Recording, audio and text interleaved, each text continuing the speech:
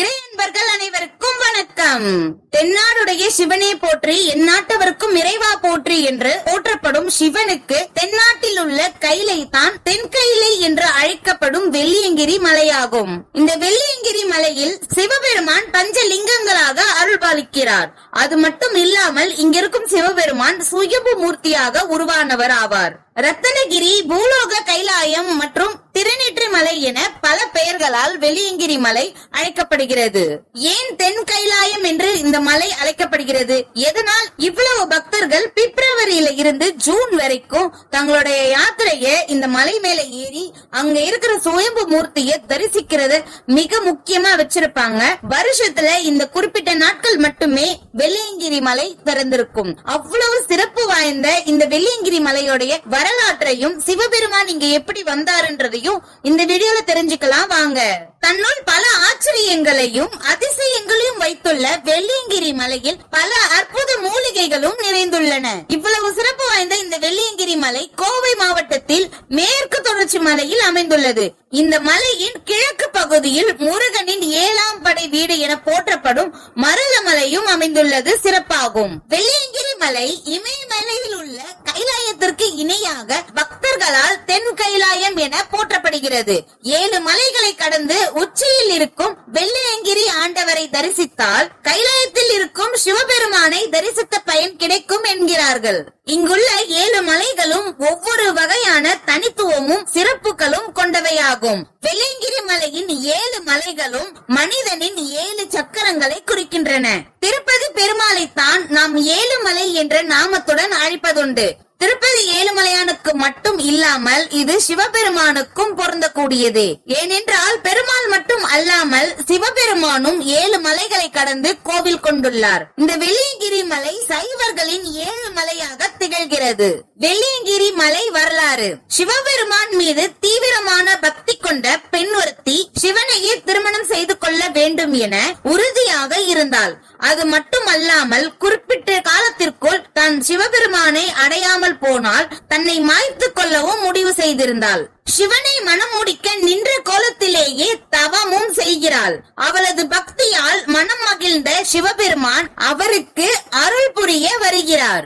ஆனால் அதற்கு பலவிதமான இடையூறுகள் ஏற்படுகிறது.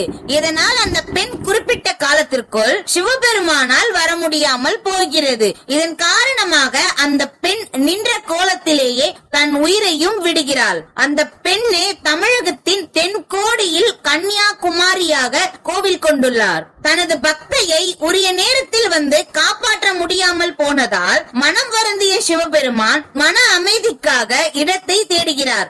அவர் அப்படி தேடி சென்று மலை ஏறி அமர்ந்த தலமே வெள்ளியங்கிரி மலை என தல புராணம் கூறுகிறது.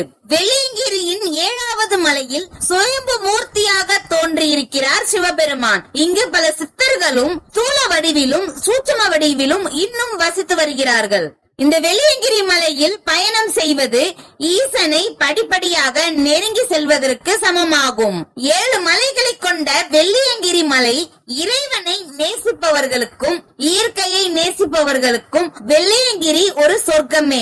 வெள்ளியங்கிரி மலை ஏறுதல்: வெள்ளியங்கிரி மலையின் அடிவாரத்திற்கு பூண்டி என்று பெயர். இங்கு வெள்ளியங்கிரி ஆண்டவர் கோவில் கொண்டுள்ளார். தாயார் மனோன்மணி அம்மன் என்ற திருநாமத்துடன் காட்சி தருகிறார். இக்கோவிலில் தியான லிங்கமும் உள்ளது.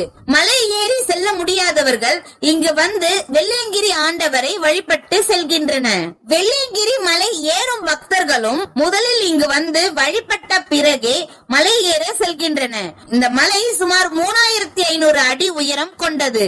இந்த மலையில் வெள்ளை விநாயகர் கோவில், பாம்பாட்டி சுனை, கைத்தட்டி சுனை, சீதைவனம், அர்ஜுனன் வில், பீமனின் களி உருண்டை, ஆண்டி சுனை ஆகிய இடங்கள் அவசியம் தரிசிக்க வேண்டிய இடங்களாகும். வெள்ளியங்கிரியின் முதல் மலை செங்குத்தான பாதைகளை கொண்டுள்ளது. ஏறுவதற்கு சிரமமாகவே இருக்கும். இந்த மலைப்பாதையின் ஆரம்பத்தை ஆன்மீக பாதையின் ஆரம்பத்திற்கு ஒப்பிடுவார்கள். ஆன்மீகத்தில் முதலில் எப்படி சற்று சிரமமாக இருக்கிறதோ அதே போல முதல் மலை ஏறுவதும் சற்று சிரமமாகவே இருக்கும். முதல் மலையை தாண்டி வந்தால் விநாயக பெருமானை தரிசிக்கலாம். வெள்ளியங்கிரியின் இரண்டாவது மலை சுனையில் நீர் குடித்துவிட்டு இரண்டாவது மலை ஏறினால் அதன் எல்லையாக நிமிர்ந்து நிற்கிறது வழுக்குப்பாறை. வழுக்குப்பாறை வந்த உடனேயே இரண்டாவது மலை முடிந்துவிட்டது. மூன்றாவது மலையும் ஒரு சுனையோடு துவங்குகிறது. இதற்கு கைத்தட்டி சுனை என்று பெயர். இந்த சுனை இருக்கும் பகுதிகளில் சித்தர்கள் நடமாட்டம் மிகுதி என்பதால் இங்கு நின்று கைத்தட்டினால் பாறைகளில் இருந்து தண்ணீர் வரும் என்ற ஒரு நம்பிக்கையும் இருக்கிறது. இதனால் கைத்தட்டி சுனை என்ற பெயரும் பெற்றது இச்சுனை. இந்த மூன்றாவது மலையும் மற்றொரு சுனையான பாம்பாட்டி சுனையில் முடிகிறது. வெள்ளியங்கிரியின் நான்காவது மலை சமதளத்தில் இருக்கிறது. நடந்து போக எளிதாகவும் பக்தர்கள் தங்களை ஆசுவாசப்படுத்திக் கொள்ள வாய்ப்பாகவும் இந்த மலை இருக்கிறது. இது மண்மலையாக ஒரு புறமும் ஒரு புறம் அடர்ந்த வனமாகவும் அமைந்திருக்கிறது. வெள்ளியங்கிரியின் ஐந்தாவது மலைக்கு பீமன் களி உருண்டை மலை என்ற பெயரும் உண்டு. பஞ்ச பாண்டவர்கள் தாராபுரத்தில் தங்கி இருந்ததாகவும் அப்போது வெள்ளியங்கிரிக்கு வந்ததாகவும் நம்பப்படுகிறது. எனவே பீமன் களி உருண்டை மலை அர்ஜுனன் தவம் செய்த இடமாக கருதப்படுகிறது. இது அர்ஜுனனின் தலைப்பாறை போன்ற இடங்களும் இங்கே இருக்கின்றன. வெள்ளியங்கிரியின் ஆறாவது மலை கீழ் நோக்கி இறங்கக்கூடியதாக இருக்கிறது. இங்கு பாயும் சுனை ஆண்டி சுனை என்றும் இச்சுனை நீலி ஆற்றிலும் சேர்கிறது. ஐந்தாவது மற்றும் ஆறாவது மலைகள் வெள்ளை மணலை கொண்டுள்ளன. எனவே இவற்றுக்கு திருநீறு மலை என்று பெயர் உண்டு. இந்த திருநீற்று மலையில் இருக்கும் வெள்ளை மணலை இறைவனின் திருநீராகவே போற்றி பக்தர்கள் தங்களின் வீடுகளுக்கு கொண்டு செல்கின்றன. வெள்ளியங்கிரியின் ஏழாவது மலை. இந்த மலை சுவாமி முடி மலை என்றும் பெயர் கொண்டது. இந்த மலையை ஏறுவது முதல் மலையில் ஏறிய போது இருந்த அதே அளவுக்கு சிரமமும் சவால்களும் நிறைந்த இடமாக இது இருக்கிறது. இந்த மலையில் பெரும் பாறைகள் மூன்றும் சேர்ந்து இயற்கையாகவே தோரணம் போல் அமைந்திருக்கிறது. ஏழாவது மலையில் சுயம்பு மூர்த்தியாக சிவபெருமான் அருள்பாலிக்கிறார். 7 மலைகளையும் கடந்து சிவபெருமானை தரிசிக்கும் பொழுது நம் துன்பங்கள் அனைத்தும் பறந்து போகின்றன. மற்ற கோவில்கள் போல் இல்லாமல் வெள்ளியங்கிரி மலையில் பிப்ரவரி முதல் ஜூன் வரையிலான மாதங்கள் மட்டுமே வெள்ளியங்கிரி மலையில் ஏறி செல்ல சரியான காலமாகும். மற்ற மாதங்களில் பனி மழை காரணமாக பக்தர்கள் மலை ஏறி செல்ல வனத்துறையினர் அனுமதி கொடுப்பது இல்லை. மகா சிவராத்திரி, சித்ரா பௌர்ணமி ஆகிய காலங்களில் மட்டுமே அதிகமான பக்தர்கள் வெள்ளியங்கிரி ஆண்டவரை தரிசிக்க செல்கின்றனர். இந்த வீடியோல வெள்ளியங்கிரி மலையில் சிவபெருமான் ஏன் வந்து தங்கினார், இந்த வெள்ளியங்கிரி மலையின் 7 மலை சிறப்புகளையும் இந்த வீடியோல தெரிஞ்சுக்கிட்டோம். இந்த வீடியோ பதிவு உங்களுக்கு பயனுள்ளதா இருந்ததுன்னா கண்டிப்பா இந்த வீடியோக்கு ஒரு லைக் பண்ணுங்க. இந்த மாதிரி வீடியோக்களை தொடர்ந்து பார்ப்பதற்கு கந்தனருள் யூடியூப் சேனலையும் சப்ஸ்கிரைப் பண்ணிக்கோங்க. உங்க சிவ நண்பர்களுக்கும் இந்த வீடியோவை ஷேர் செய்யுங்க. நன்றி, வணக்கம்.